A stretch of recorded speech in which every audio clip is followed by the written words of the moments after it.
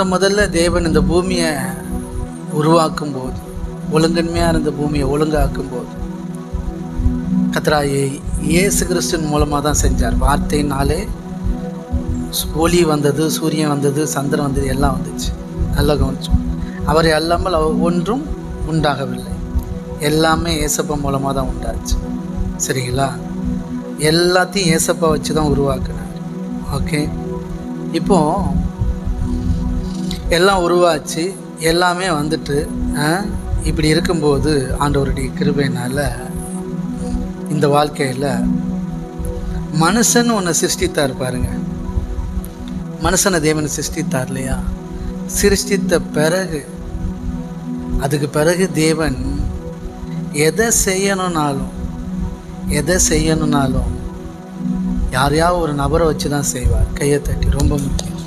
அன்னைக்கு தேவன் நம்மோடு பேசுகிற ஒரு காரியம், தேவன் தனக்கான நபரை தேடிக்கொண்டு இருக்கிறார். ஆமே, ரொம்ப முக்கியம். தனக்கான நபரை தேடிக்கொண்டு இருக்கிறார். பூமி எங்கிலும் உலாகிற தேவனுடைய கண் சூஸ் பண்ணுது, தேடிக்கிட்டு இருக்கு. எனக்காக வாழ்கிற ஒரு நபரை தேடும்.